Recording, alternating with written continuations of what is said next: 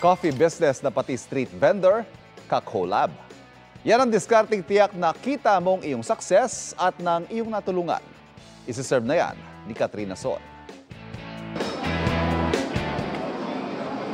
Kung mapapadpad ka sa Binondo at hanap mo'y refreshers, pwedeng chill spot itong bright-colored na coffee truck. Mayroon silang sunrise jam na tanghulo-inspired, ube latte, at cacao coffee. Galing po kami ng Pampanga. Bali, bumiyahe pa kami papunta rito para tikman to. Kayang lumaban dun sa mga mamahaling coffee shop around this area. Si Paul Evangelista at kasintahan niya ang nagtimpla ng negosyong ito. Mula sa pagtitinda online ng ground coffee noong 2022 hanggang sumugal sa pwestong alfresco noong 2023. Hindi raw madali ang sipa ng kanilang cafe success. Dahil sa pagtsatsaga, ang puhunan nilang 5,000 pesos na palago sa daan-daang libo kada buwan. At brewing soon ang kanilang coffee shop. You can start small po and then grow the business along the journey po. Trending din sila dahil sa kakaibang collab. May mga street vendors po sa paligid namin. Nag-isip po kami ng creative ways to incorporate our coffee. Affogato kamo? They're serving it with ice cream mula kay Mamang Sorbetero. Ang sabaw ng buko from Suking Buko Vendor, matching sa kanilang matcha. At sa best-seller nilang buko at kape, Bukofi.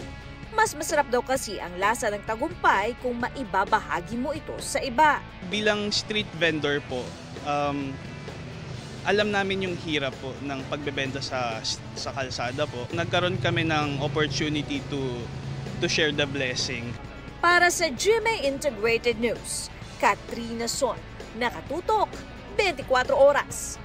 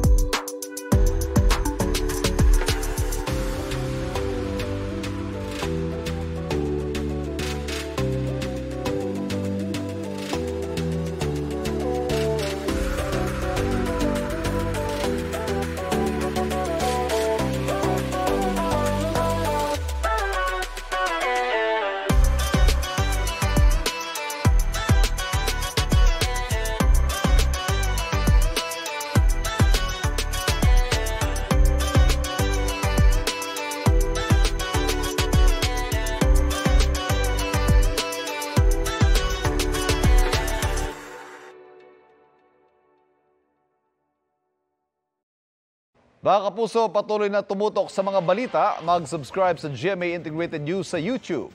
Sa mga kapuso abroad, samahan niyo kami sa GMA Pinoy TV at www.gmanews.tv.